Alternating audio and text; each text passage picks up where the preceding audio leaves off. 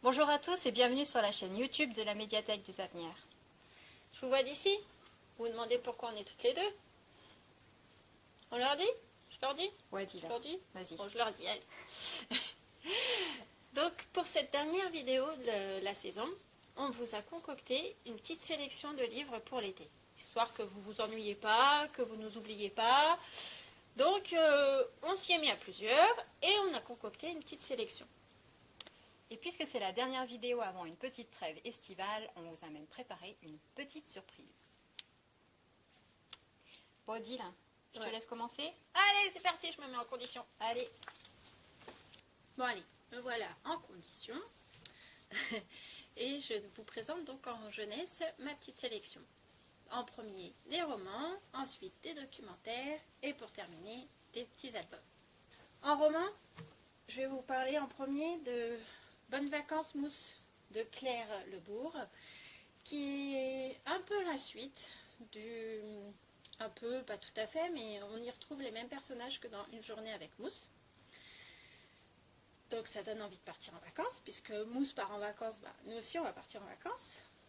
Ensuite on part en Grèce avec L'été qui a tout changé de Vincent Dumas et Joël Corsia. Et puis cette fois-ci, on va partir avec la famille Cerise aussi. Je ne sais pas si vous la connaissez cette famille Cerise, mais elle est trop sympa. Avec les deux petites jumelles, là, Zouille et Yo-Yo, et puis les garçons Belle Pomme, Max et Papillon, si mes souvenirs sont bons. Et là, il faut faire la course des guignols. C'est plutôt drôle et à la fois très tendre. Je ne sais pas si vous connaissez Minecraft. J'ai découvert le journal d'un noob grâce à mon neveu. Le premier tome s'appelle Guerrier et c'est écrit par Cube Kid. Donc je pense que c'est un pseudo, mais ce Cube Kid nous parle d'un villageois du village de Minecraftia qui va apprendre à l'école de Minecraftia comment combattre les zombies, les monstres qu'on trouve dans Minecraft et aussi à construire plein de choses. Donc j'ai trouvé ça plutôt agréable, c'est sous forme d'un journal de bord, un journal et ouais, très sympa. Je vous en avais parlé lors d'une dernière vidéo, je vous avais dit que je vous en reparlerai. Je le recommande pour cet été parce que c'est vrai que ça nous fait partir au Japon et dans le fantastique, dans l'imaginaire complet, c'est très agréable, c'est encore très poétique et on y retrouve un peu l'esprit de Liane Hearn avec donc ce premier tome de Shikanoko qui s'appelle Enfant du cerf. Et puis pour terminer avec les romans, une petite histoire d'amour plutôt sympa et de cuisine, Cook and Love. Ce qui m'a plu dans ce roman, c'est qu'à chaque début de chapitre, ça commence par une recette de cuisine. Et à la fin, on a juste envie de les faire, toutes ces recettes de cuisine. Voilà. Et puis, une petite histoire d'amour, ça fait du bien pendant l'été. Ensuite, on passe aux documentaires. Alors, les documentaires, ça va nous aider à savoir où voyager et comment voyager. Un petit documentaire pour savoir quel transport, de quoi emporter, et puis quel jeu utiliser rien qu'avec ses mains, quel jeu faire même pendant la voiture ou juste avec un papier et un crayon.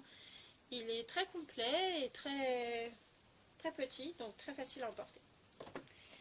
Ensuite, on part en exploration, mission exploration. On va découvrir différents lieux géographiques avec l'aide d'explorateurs et de scientifiques qui sont déjà allés et qui rapportent un peu tout ce qu'ils ont découvert, tout ce qu'ils ont exploré. Il y a de l'histoire, il y a de la géographie, il y a de l'écologie, enfin il y a vraiment de tout dans ce livre et on a vraiment très envie de découvrir tous ces paysages et toute cette nature florissante grâce à ce livre. Toujours envie d'aventure, toujours envie d'explorer encore et encore, grâce en plus avec les îles en sac à dos. Je ne sais pas si vous connaissiez France en sac à dos, il est pas mal aussi. Et là par contre, pour l'été, on part sur les îles, ouais, on part sur les îles. Et on va faire toutes les îles qui sont autour de la France, en partant de la Corse, jusqu'en remontant au Mont-Saint-Michel, voire il y a un petit peu d'histoire sur les îles anglo-saxonnes. Et il est très chouette et ça nous apprend beaucoup de choses. Et pour terminer, comme je vous l'ai dit, on va terminer avec les albums. Les albums, en commençant par Mon paradis de Benoît Charlat, avec ce charmant petit bonhomme qu'il sait bien mettre en scène, qu'il sait bien mettre en couleur aussi, et tout plein d'images rigolotes, notamment un peu comme celle-ci. Voilà, il est très drôle et très sympathique. Maintenant on part dans la jungle, retrouver des animaux de la jungle, très colorés. Donc ça s'appelle Caché dans la jungle de Peggy Neal. À chaque fois une double page. Et là c'est observer et chercher les animaux qu'on retrouve en première page. Voilà. Ensuite on va partir avec Oscar et son bateau rouge. Donc le bateau rouge d'Oscar de Joe Osland et Amandine Pugh. Oscar va partir en vacances avec son bateau rouge qu'il a reçu pour son anniversaire. Et voilà, que va-t-il se passer avec son bateau rouge? Que va-t-il faire? Je vous laisse le découvrir. Et donc pour terminer, Lettre de mon hélicoptère de Clémentine Beauvais et Anne Rouquette. Et donc c'est un album très frais. J'aime beaucoup les illustrations et puis les textes aussi, très drôle parce que c'est une petite fille qui a du mal à s'endormir et du coup décide de transformer son vélo en hélicoptère. J'ai du mal à le dire. Je vais y arriver. Hélicoptère. Voilà.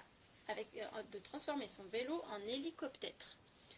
Et de s'envoler et de voyager à travers le monde. Donc elle va écrire à ses parents pour les rassurer et à chaque fois d'un pays différent. Voilà. Pour ce qui est de la jeunesse pour partir en été, je laisse la parole maintenant à Laetitia. Merci Odile. Eh bien, à mon tour de vous présenter la sélection d'été. Alors, je vous ai préparé vraiment des livres pour tous les goûts. Vous trouverez des romans plus légers, des romans d'amour. Donc, je vous ai sélectionné le dernier roman d'Elena Noguera qui s'appelle Ciao Amore, qui est donc l'amour vu plutôt du point de vue du couple. Le dernier roman de Virginie Grimaldi qui s'appelle Le parfum du bonheur est plus fort sous la pluie, qui lui traite plutôt de l'amour mais vu du point de vue de la famille. Un roman d'amour aux éditions Le Rouergue, dans la collection La Brune qu'on aime tant. Un roman de Géraldine Barbe qui s'appelle Tous les hommes, choses du 44. Là, c'est un roman d'amour, mais vraiment vu sous le côté décapant, humoristique, avec une héroïne et ses copines. Voilà, un bon roman d'été.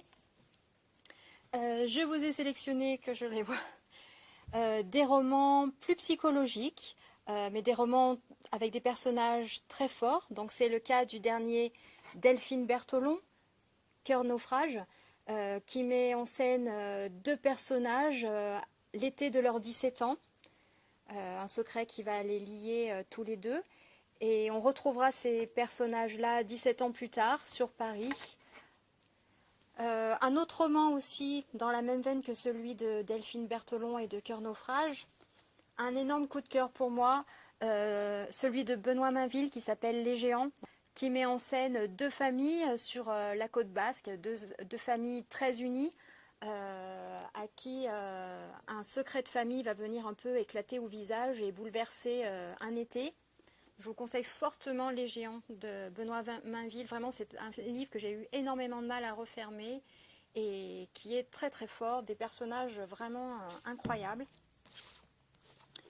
Un polar, celui d'Hervé Lecor, qui s'appelle Prendre les loups pour des chiens. Donc là, vous allez être plongé dans la moiteur d'un mois d'août à Toulouse. On va suivre Franck qui sort de prison après avoir pris 5 ans pour un braquage qui est un peu mal tourné. Et son frère est censé venir le chercher à la sortie de prison, sauf qu'à sa place va se trouver Jessica, dont il comprend que c'est plus ou moins la petite amie, et qui lui dit écoute, ton frère va arriver, viens habiter chez moi, je suis encore chez mes parents, et en attendant qu'il arrive.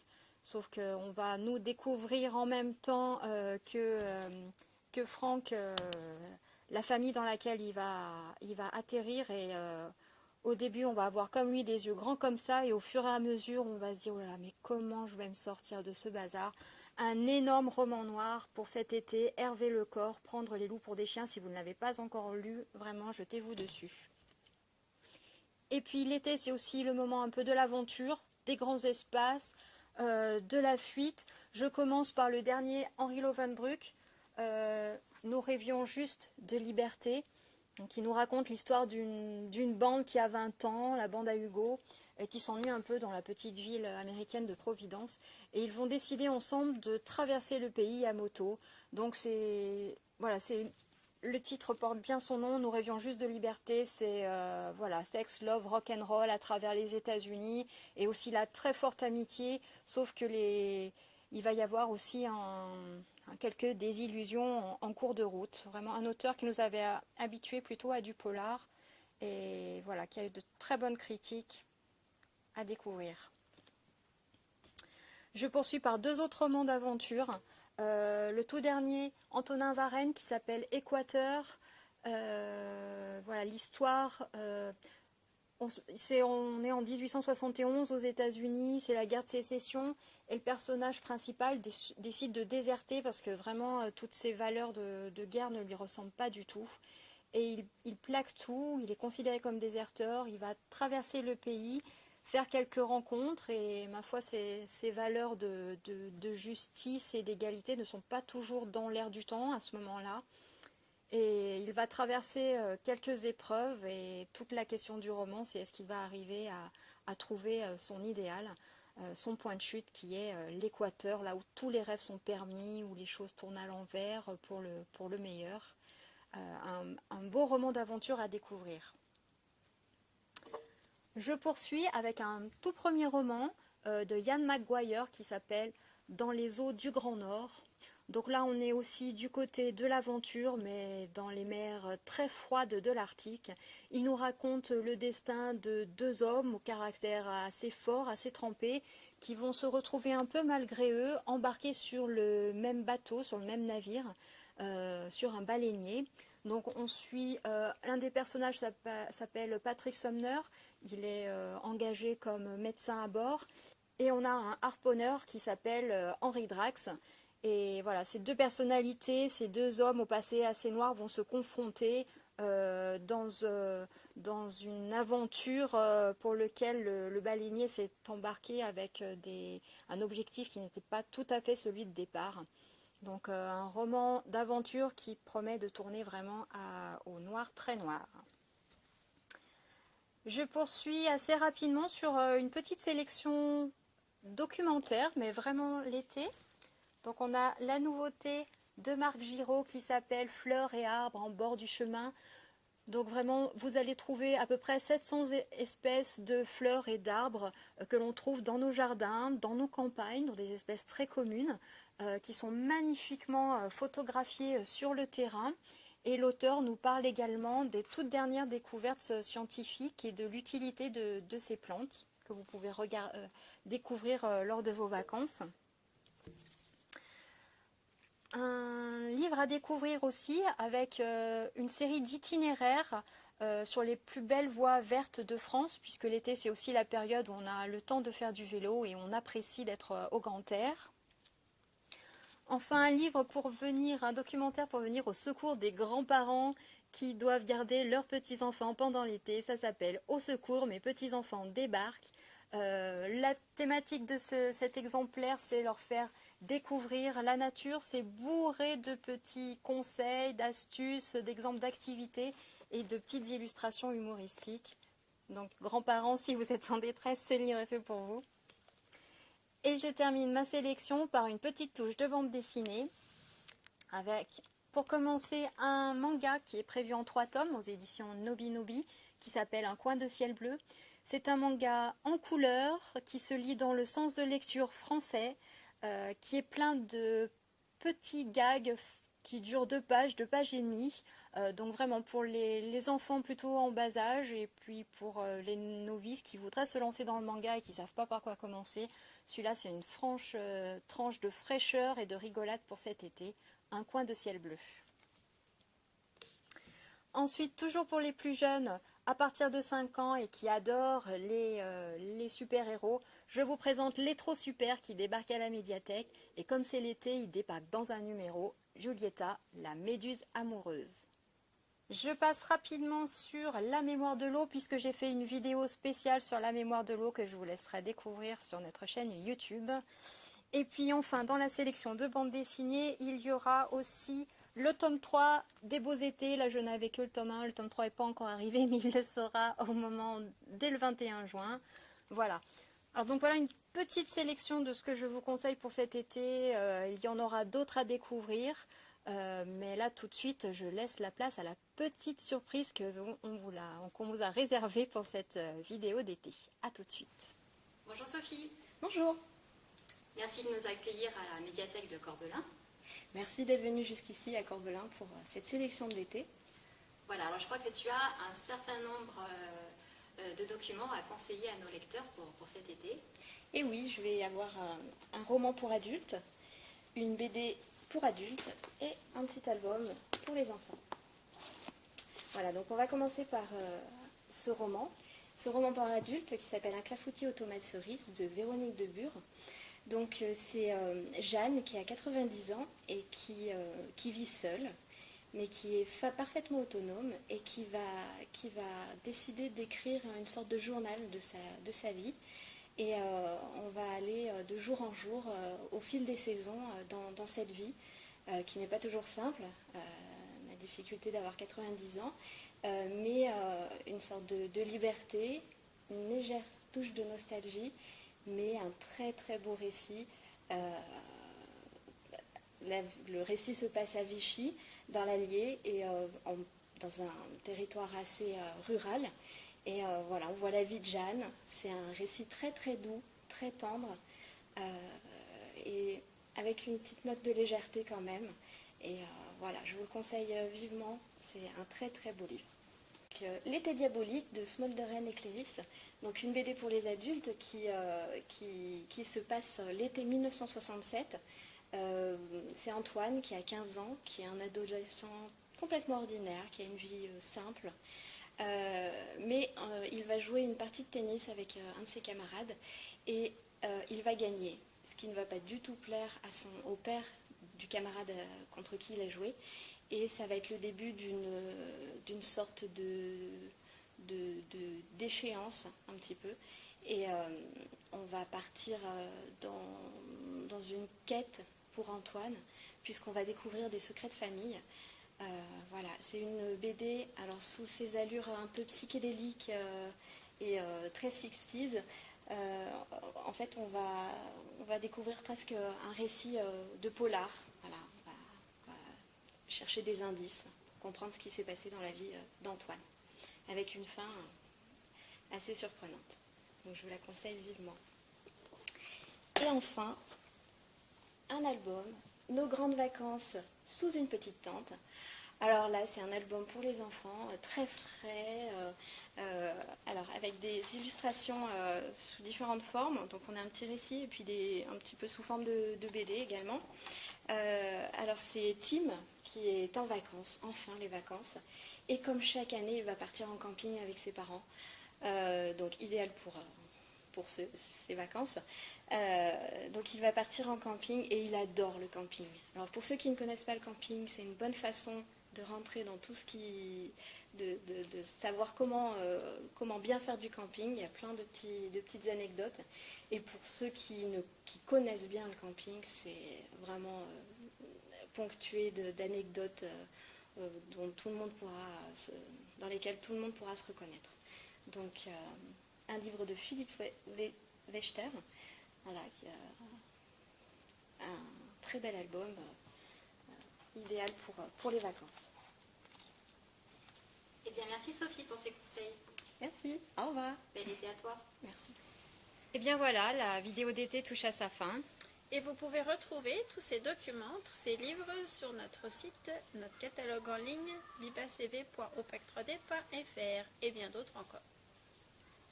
Vous pouvez retrouver aussi dans l'ensemble des bibliothèques du réseau cette bibliographie où vous retrouverez les références de l'ensemble des livres qui ont été évoqués et d'autres encore, ainsi que de la musique. Eh bien, on vous souhaite à tous Un bel été. un bel été, de belles lectures et on vous dit à très bientôt à la rentrée. À bientôt.